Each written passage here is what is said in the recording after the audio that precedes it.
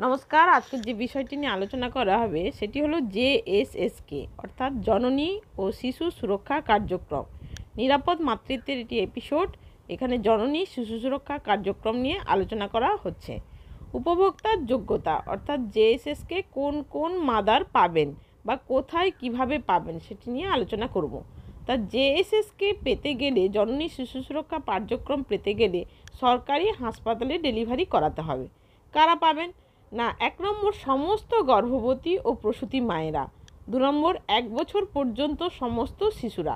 তাহলে গর্ভবতী মা বা প্রসূতি মা, ডেলিভারি হয়ে গেছে, তার বয়সও দেখা হচ্ছে না, তার কটি বাচ্চা সেটিও দেখা হচ্ছে না, তাহলে সমস্ত গর্ভবতী মা এবং প্রসূতি মায়েরা এই সুবিধা পাবে। এবং 2 নম্বর হলো বাচ্চার 1 বছর বয়স পর্যন্ত এই সুরক্ষা পাবে। জননী শিশু সুরক্ষা কার্যক্রম সুবিধাগুলি কি? প্রথমত, সরকারি হাসপাতালে মায়েদের প্রাক প্রসব, প্রসবকালীন এবং প্রসবোত্তর 42 দিন, শিশুদের 1 বছর পর্যন্ত চিকিৎসা সম্পূর্ণ বিনা খরচে করানো যাবে। এমনকি হাসপাতালে ভর্তি থাকাকালীন ল্যাবরেটরি পরীক্ষা খরচও সরকার দেবেন। বাইরে থেকে কোনো ওষুধ কিনতে হলে সেটিও দেওয়া হবে। তাহলে বুঝতেই পারছেন কেন ফ্রিতে হাসপাতালে হয়। এই শিশু সুরক্ষা কার্যক্রম রয়েছে বলে এই কারণেই হয়ে থাকে। 2 নম্বর, এই মা বা শিশুদের বাড়ি থেকে হাসপাতালে আসা যাওয়ার জন্য নিখরচায় নির্দিষ্ট গাড়ির ব্যবস্থা রয়েছে।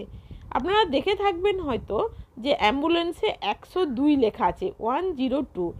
এটি হচ্ছে এই শিশু সুরক্ষা কার্যক্রমেরই গাড়ি, যার জন্য এই 102 টোল ফ্রি নাম্বারে ফোন করলে এই গাড়িটি চলে যায়।